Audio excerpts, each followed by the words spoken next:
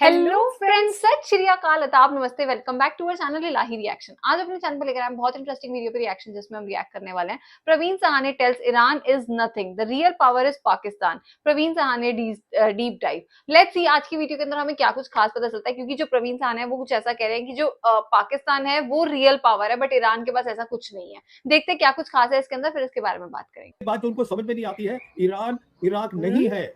Iran एक Iran civilisational Iraq country नहीं है, है। 5000 साल की सिविलाइजेशन है और ईरान जो है उसमें ताकत है, वो लड़ेंगे, वो नहीं पीछे हटेंगे। ये बात नहीं उनके समझ में आती अमेरिकन के। उनको यही लग रहा था कि हम इराक में ये कर सकते हैं तो हम ईरान में भी ये कर सकते हैं। आप कहने का मतलब ये है 140 करोड़ लोगों का मुल्क है, हमारे पास आज ऑप्शंस हैं। अमेरिका दुनिया की सबसे बड़ी ताकत नहीं रहा है, और भी ताकतें हैं, मल्टीपोलर वर्ल्ड है। हम क्यों एकदम एक गुलामी के उसमें हैं? शर्मनाक बात है कि हम इस तरीके से गुलाम दिख रहे हैं अमेरिका के आगे। और बात सुन लीजिए, ये जो इनके डिप्टी सेक्रेटरी स्टेट आए हुए हैं इस समय, क्रिस्टर लैंडो, ये अभी रायसियाना डायलॉग में थे और वहां उन्होंने साफ एक टूक बोला है कि ये जो ट्रेड डील हो रही है हिंदुस्तान और अमेरिका के बीच में, ये बहुत ही जरूरी है। और वो उन्होंने बताया कि ये ट्रेड डील ठीक चल रही है, क्योंकि ये ट्रेड डील जो है ये बेसिस बनेगा हमारे रिश्ते का। क्या? कहने का मतलब ये है कि जैसे आप सब जानते हैं, आपके व्यूअर्स, 13 फरवरी 2025 को कुछ ही हफ्ते हुए थे, ट्रंप आए थे ऑफिस में, हमारे प्रधानमंत्री वहां गए, ये जॉइंट स्टेटमेंट साइन करी गई और उसमें ये हमने साफ कहा था कि जो ट्रेड डील है हम दोनों के देश के बीच में,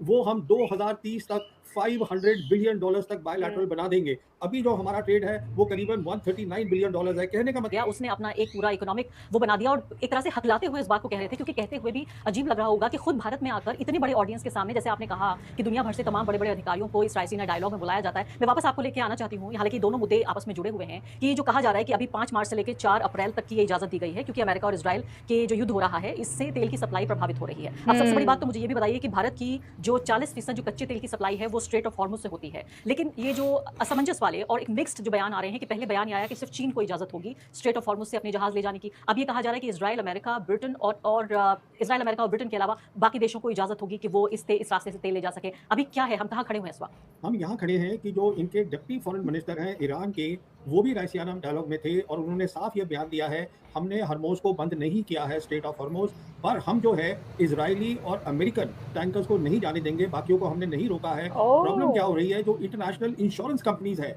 वो नहीं कर रही हैं इंश्योरेंस, तो बहुत सारे टैंकर्स वहां खड़े हुए हैं और वो जाने में खतरा महसूस कर रहे हैं कि कुछ भी हो सकता है। अच्छा, तो अब ओके। हिंदुस्तान की जो फॉरेन पॉलिसी है वो एकदम अमेरिका के साथ जुड़ गई है। ये तो सबको दिख ही रहा है। अब ये जो सारी बात होती थी, जयशंकर बार बार हर प्लेटफॉर्म से बोल रहे हैं कि हमारी न्यूट्रल फॉरेन पॉलिसी है, हम जो है वो स्ट्रेटेजिक ऑटोनॉमी है, ऐसा कुछ भी नहीं है, सब दिख रहा है, वो हमें आके धमका देते हैं। तो कहने का मतलब ये है कि हम जो है, हमें बता दिया, हमको अमेरिका ने कहा है कि देखिए आप अभी रशिया से ले लीजिए, रशिया हमारा टाइम टेस्टेड दोस्त है, रशिया को कोई प्रॉब्लम नहीं है हमको देने में। तो जहां तक स्ट्रेट ऑफ हरमोज का ताल्लुक है, सीधी सी बात यह है कि इतना खतरा लोगों को लग रहा है, एक डर बैठ गया है, माहौल है इसराइल का, इसराइल के ड्रोन्स का, इसराइल की मिसाइल्स का, कि हमारे टैंकर्स का नुकसान हो सकता है, इसलिए वहां पर कोई नहीं जा रहा है। उन्होंने तो सिर्फ कहा है इसराइल और अमेरिका को हम नहीं जाने देंगे। जी हाँ, तो यानी कोई नहीं जा रहा है डर से। ऐसा नहीं है कि ईरान ने कोई इस तरह से एक शर्त रखी है कि सिर्फ चीन को ही वो रास्ता देगा, लेकिन साफ साफ कह दिया कि इन 3 देशों को कम से कम नहीं दिया जाएगा। अब मुझे ये बताइए आप प्रवीण साहनी जी कि ये खबर तो आई है रूस के तेल वाली, पहली बात तो मुझे बताइए क्या इससे कोई राहत होगी? वो ये कह रहे हैं साथ साथ कि ऐसा नहीं है कि रूस को कोई बहुत बड़ा इकोनॉमिक फायदा हो जाएगा, ये हम होने नहीं देंगे, लेकिन 30 दिनों की ये मोहलत आपको दे रहे हैं। हम जानते हैं इससे पहले हमारे ऊपर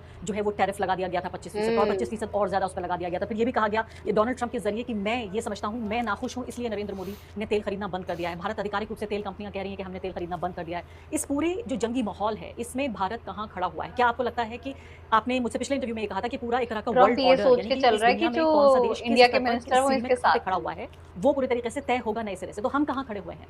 देखिए, जहां तक मिडिल ईस्ट का ताल्लुक है, हमारा वहां बहुत इन्फ्लुएंस था, जिसको मैं बोलता हूं जियोपॉलिटिकल रेलेवेंस। हमारा इन्फ्लुएंस एकदम खत्म हो गया है और उसका कारण बहुत सीधा है। पहले जो हमारी फॉरेन पॉलिसी होती थी मिडिल ईस्ट के लिए, तो वो ये होती थी कि हम पैलेस्टाइन के कॉज के लिए बात करते थे, हम 2 स्टेट सोल्यूशन की बात करते थे, और 1993 से हमारे डिप्लोमेटिक रिलेशन जो है वो इजराइल के साथ बने थे, जब नरसिम्हा राव की सरकार थी। तो उसके बाद हमने एक बैलेंस रखा था, एक संतुलन रखा था। वो संतुलन अब मोदी सरकार ने तोड़ दिया है और हमारी जो ओह! रेलेवेंस है वहां पर वो खत्म हो गई है। मिसाल के तौर पे अभी क्या हो रहा है, तेल का जहां तक ताल्लुक है वो तो उन्होंने हमें बता दिया है अमेरिका ने कि अभी आप फिलहाल वहां से खरीद लीजिए। हमारी दूसरी प्रॉब्लम क्या है, करीबन 9 मिलियन हमारे लोग वहां काम करते हैं, वहाँ पर। तो इसीलिए प्रधानमंत्री भी 9 और ये जयशंकर मिलियन भी सबको, शेख को और उनको किनको वहाँ फ़ोन कर रहे हैं कि देखिए हमारे वहाँ लोग हैं, उनकी हिफाजत के लिए। देखिए हिफाजत ठीक है, सवाल ये है हमारा कोई इन्फ्लुएंस तो है नहीं। जहाँ तक ईरान का ताल्लुक है, मैं आपको ये बताना चाहता हूँ, ईरान एक बहुत बड़ा और समझदार मुल्क है मिडल ईस्ट का। ईरान जो है, ये बात उठती है बार-बार कि ईरान क्या हमसे बहुत नाराज़ हो गया है। मैं समझता हूँ ईरान ज़िम्मेदार है, ब्रिक्स का मेंबर है। ईरान जो है उसको एक परेशानी थी, एक दुःख हुआ था, क्योंकि हमारे एरिया के अंदर उनका जो वॉरशिप था उसको अमेरिकन सबमरीन ने वो ख़त्म कर दिया, गिरा दिया। तो वो हमसे दुःख उन्होंने ज़ाहिर किया है और खुल के किया है। पर ऐसा कुछ नहीं है कि ईरान हमारे साथ ताल्लुकात नहीं चाहता है। दिक्कत ये है कि हम ईरान के पास नहीं जाना चाहते, क्योंकि हम जुड़ गए हैं एकदम। हमारी पूरी आज फॉरेन पॉलिसी मैं कह सकता हूँ 100% फॉरेन पॉलिसी अब जो है अमेरिका और इज़राइल के साथ है, क्योंकि जो इज़राइल है वो एकदम अच्छा जुड़ा पड़ा है अमेरिका के साथ। आज जो लड़ाई हो रही है मिडल ईस्ट में, ये अमेरिका की लड़ाई नहीं है, ये इज़राइल की लड़ाई है, दैट्स जो ट्रू, कि अमेरिका ये लड़ तो रहा है। बात हमें भी समझ में आ और रही इससे है कि पहले मैं भी आपसे अमेरिका पूछ की लेती नहीं, हूँ, जिसमें इजराइल इतना की लड़ाई असमंजस है, कोई भी खुलकर बोलने को तैयार नहीं है, लेकिन कम से कम आपको तो मैं उन लोगों में गिनती हूँ जो सच को सच कहते हैं, झूठ को झूठ कहते हैं, काला और सफेद का भेद कर लेते हैं। मुझे ये बताइए कि तमाम तरह के, चूंकि आपने ये कह दिया है अब ये कि इजराइल की वॉर है, और ये सिर्फ आप नहीं कह रहे हैं, वहाँ के मिलिट्री वेटरन, कल देखिए व्हाइट हाउस में क्या हंगामा हुआ, किस तरह से उन वेटरन का हाथ तोड़ दिया गया जिन्होंने ये कहा कि ये इजराइल की वॉर है, मैं इजराइल की वॉर में जान नहीं दूंगा, मैं इजराइल की ये वॉर नहीं लड़ूंगा। तो एक तरह की बगावत तो वही सेना में नजर आ रही है यूनाइटेड स्टेट्स के ही। जब नरेंद्र मोदी जी वहां पहुंचे इजराइल, उसी दौरान ये पूरा जंग की जो तैयारी थी वो चल रही थी, उनके लौटते ही या समझिए कि हम तो सांस नहीं लिया होगा उन्होंने यहाँ आते हुए, और तभी ये हमला हो गया था। खबर ये भी आई कि हमला दरअसल एक हफ्ते पहले होना था, यानी कि जब मोदी जी वहां मौजूद वो थे उस हमला वक्त होना था। इस हमले की प्लानिंग की गई थी। इसको और इस पूरी विजिट को एक कवर की तरह इस्तेमाल किया गया, ताकि कि दुनिया और ईरान और बाकी सब लोग इस मुगालते में रहें कि देखिए यहाँ तो एक इतने बड़े देश के नेता इसे विजिट कर रहे हैं, उनका दौरा चल रहा है, तो हमला तो हो नहीं सकता, और उसी दौरान उस कवर को इस्तेमाल करके हमला कर दिया। आप ओह मानते हैं माय ये बात? गॉड। देखिए,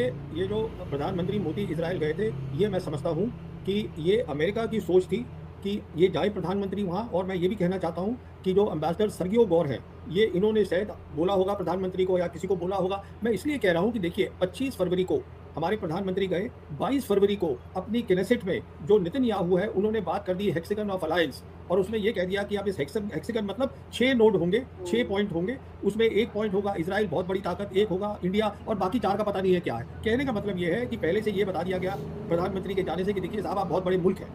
तो उसके बाद फिर आप जानती भी हैं कि वो सेनेट के अंदर एक मेडल भी दिया गया, जिसमें 2 मेडल पहली बार बनाया गया था। कहने का मतलब ये है कि प्रधानमंत्री को ये बताना था कि देखिए आप बहुत बड़े हैं, पर उनके जाने से क्या हुआ है, हमारी जो फॉरेन पॉलिसी थी अब वो एकदम खुल के सामने आ गई है। अब जो, क्योंकि जब प्रधानमंत्री वहाँ जाते हैं और खड़े होकर गले मिल रहे हैं नेतन्याहू के साथ, तो उसमें अब क्या छुपा रह गया है। उसके एकदम बाद लड़ाई शुरू हो गई। जहाँ तक आपने बोला प्लानिंग लड़ाई की, मैं समझता हूँ अमेरिका को शुरू से ना अभी तक पता है कि वो कर क्या रहे हैं। जिस तरीके से उनके वो जो बोलते हैं आज की रजीम चेंज होगा, फिर बोलते हैं इनके न्यूक्लियर वेपन्स होंगे, इसमें काफ़ी बहस चल रही है। उनकी यूएस कांग्रेस के अंदर भी हुई है बहस। तो उनका कोई ऑब्जेक्टिव नहीं है, उनको क्लैरिटी नहीं है कि हम कर क्या रहे हैं। तो जहाँ तक ईरान का ताल्लुक है, ईरान के डिप्टी फॉरेन मिनिस्टर ने हमारे राइसियाना में डायलॉग में साफ बोला है, जब उनसे पूछा गया, उन्होंने ये कहा है ये लड़ाई हमने शुरू नहीं करी है, ये लड़ाई अमेरिका ने शुरू करी है। जब अमेरिका बंद करना जाएगा तो लड़ाई बंद हो जाएगी। अब अच्छा सवाल ये है कि अमेरिका लड़ाई कैसे बंद करेगा, क्योंकि उसमें अमेरिका, इजराइल, जैसे मैं आपसे पहले भी बोला था, ये पूरा मिडल ईस्ट की जियोपॉलिटिक्स बदल जाएगी और उसके साथ-साथ दुनिया की जियोपॉलिटिक्स पे बहुत बड़ा असर पड़ेगा।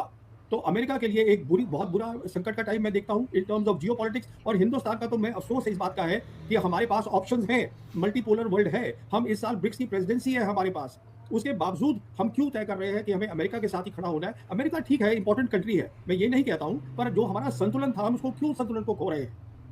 पूरे तरीके से, और मैं बहुत बड़ी फैन नहीं हूँ टकर कार्लसन की, लेकिन मैं देख रही थी उन्होंने साफ साफ कहा, ये बात सिर्फ आप नहीं कह रहे हैं प्रवीण जी, ये बात सिर्फ हमारे जो ज्योग्राफिकल एरिया है उसी में लोग नहीं समझ रहे हैं, पूरी दुनिया में इसको लेकर चर्चा हो रही है। उन्होंने कहा कि ये अच्छी तरह इस बात को समझ चुका है इजराइल की पूरी जो गजा की जंग हुई, जंग क्या हुई, जो नरसंहार हुआ जिसमें हजारों लोगों की हत्या की गई, उसमें पब्लिक ओपिनियन बिल्कुल खिलाफ हो चुका है इजराइल के। अमेरिका में भी खिलाफ हो चुका है, पश्चिमी दुनिया में भी खिलाफ हो चुका है। अब उसको एक ऐसा साथी चाहिए जहां लोगों की तादाद ज्यादा हो, जिसको वो दोस्त कह सके, जिसके जरिए वो पब्लिक ओपिनियन चेंज कर सके। उन्होंने कहा कि 2 ऑप्शन हो सकते थे उसके पास, कि चाइना हो या फिर इंडिया हो, यानी इंडिया भी बड़ी आबादी वाला देश है, बड़े इन्फ्लुएंस वाला देश है, तो चाइना तो इस चक्कर में आया नहीं, लेकिन जो भारत है वो फंस गया है इस चक्कर में। नरेंद्र मोदी जी के जरिए पूरी दुनिया को ये बताना चाहता है इजराइल कि देखिए 140 करोड़ लोग मेरे साथ हैं इस पूरी जंग में, वो मुझे सपोर्ट कर रहे हैं। फिलिस्तीन के मामले में भी, ईरान के मामले में भी, और एक ऐसा देश जहां 20 करोड़ मुसलमान रहते हैं जो कि पूरी दुनिया में करीब दूसरे तीसरे नंबर पर हैं, तो ऐसे देश को ये बताना चाहता है इजराइल और नेतन्याहू कि देखिए ये देश मेरे साथ है, 140 करोड़ लोग मेरे साथ हैं। मैं आपकी बात से बिल्कुल सहमत हूँ। देखिए उनकी कितना है, इजराइल जो है 9 मिलियन लोग वहाँ रहते हैं, सिर्फ 9 मिलियन।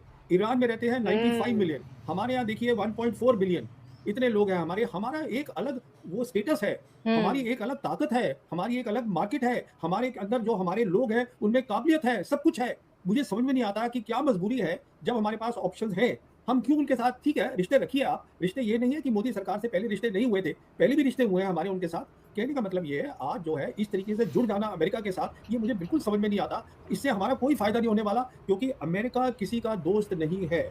अमेरिका को पार्टनरशिप करनी नहीं आती, उसका कारण ये है, अमेरिका में एक सोच है, हमने कोल्ड वॉर जीती है, जो उन्होंने जीती है, और यूनिपोलर वर्ल्ड जो था, उसके अंदर उनका ये थी सोच कि हम दुनिया को कुछ भी कर दें, हम कहीं भी इसको मार दें। 2003 से आप देख लीजिए, उन्होंने कितनी तबाही करी है। उन्होंने इराक पे लड़ाई करी, उसको खत्म किया, Syria, Lebanon, Libya, Somalia, Sudan और अब ईरान। एक बात जो उनको समझ में नहीं आती है, ईरान इराक नहीं है। ईरान एक सिविलाइजेशनल कंट्री है, 5000 साल की सिविलाइजेशन है, और ईरान जो है उसमें ताकत है, वो लड़ेंगे, वो नहीं पीछे हटेंगे। ये बात नहीं उनके समझ में आती अमेरिकन्स के, उनको यही लग रहा था कि हम इराक तो में ये कर ईरान में सकते भी हैं, कर तो हम लेंगे। ईरान में भी ये हाँ। कर सकते हैं, आप नहीं कर सकते।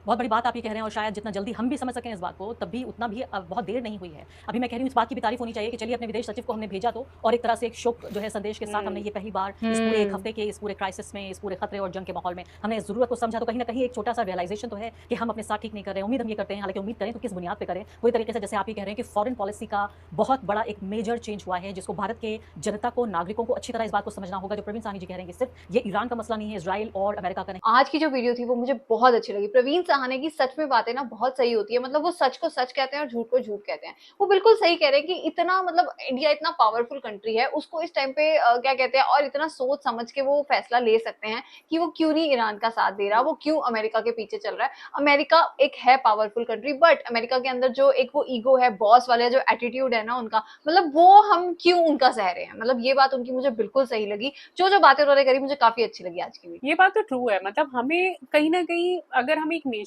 बिल्ड कर रहे हैं, हम खुद एक नेशन है, एक ऐसी पावरफुल कंट्री है, तो हम सिर्फ अमेरिका के इशारों पे नाच नहीं सकते। हमें ये दिखाई देता है, हमें ये चीजें महसूस होती है कि कहाँ पर क्या और कौन किस टाइम पे गलत कर रहा है। तो डेफिनेटली अमेरिका का जो स्टेप था इस तरीके से ईरान के ऊपर अटैक करने का, और जो भी उन्होंने खामनेई के साथ किया, या जो भी डिफरेंट तरीके से वो अपने पैंतरे अपनाता रहा है, वो आई थिंक कहीं ना कहीं हर जगह हमें गलत लगे।